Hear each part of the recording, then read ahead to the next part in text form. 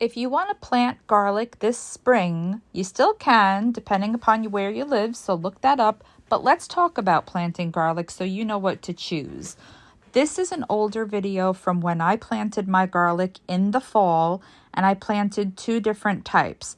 The first type is a big head of garlic, which is not technically garlic. This thing, it's called elephant garlic. It's technically in the leek family, but it has these huge cloves. This is one clove, and I hate peeling garlic, so I'm planting this. It tastes like garlic, smells like garlic, and you use it like garlic. This is what they call a hardneck variety. There are two types, hardneck and softneck. Hardneck varieties give you bigger heads of garlic, but don't store as long. Hardneck varieties also are a little bit more cold hardy and cold tolerant, which is great. And they produce, like, the green shoots that grow up actually end up curling into something called garlic scapes, which can be harvested and sauteed like as the side vegetable. So that's pretty fun. And if you look at the size of these cloves, it's incredible. Now, that's the elephant garlic. This one is one that I bought, honestly, from Etsy. It's seed garlic. It is a soft neck variety, and I'm extremely disappointed with how small it is because this one is from the supermarket, and it's also a soft neck variety. And I'm going to plant the one from the supermarket, and I'm not going to waste my time with the little one, or maybe I will. I don't know. I don't remember what I did, if I threw it in or not. But the reason that I want to plant the larger one is because you're only going to get as big a head of garlic as the cloves you plant, if that makes sense. I'll explain more in a minute.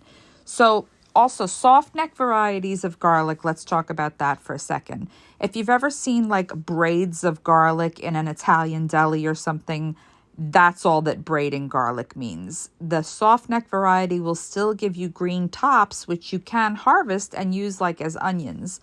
Now, the size of this clove is incredible, and the size of the clove you plant determines how big your head of garlic will be. This little head, this is the head of garlic, each clove in here will never be able to produce a larger head than it came from. It only has the amount of energy it has in it to produce a head. Like, let's compare these two. That's a little clove from the elephant garlic.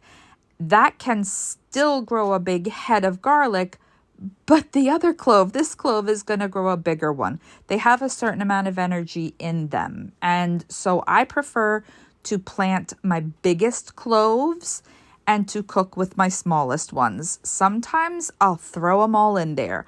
The ideal time to plant is in the fall, which is what I did last year for the first time. I have planted once in the spring, not at the right time, and I didn't take care of it, and I didn't get a great harvest. But you can still do it. Just make sure you look into your growing zone or your hardiness zone and do a little bit of research. Now we are fast forwarding to about a month ago, which was the beginning of March, and we are looking at that elephant garlic that I planted in the fall. I just let the leaves and the pine needles from the trees fall, and that's the mulch that's on top of them. I don't know if I'm supposed to or not, but I did it because that's what I did. I heard squirrels could dig it up. They haven't, thank goodness. And I got really scared because this started to sprout when it was real cold midwinter, and I thought, oh my gosh, it's growing, it's all going to die. But apparently that's what it does. And now we're looking at the store-bought garlic, which you can see it's a little floppier, so you can see that it's the soft neck variety, but that's also doing really, really well.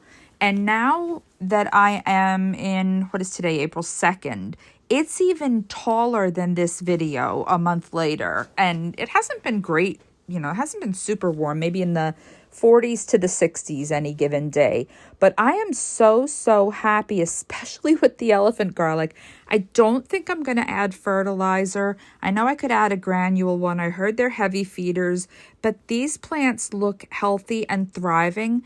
And since I'm new to gardening and planting certain things, I kind of want to see what they do before I decide to spend money and add stuff that I might not need to add. Now, I wouldn't plant garlic in this bed again or the other bed because it's taken all the nutrients out of the soil. And so that's what people mean by rotating your crops.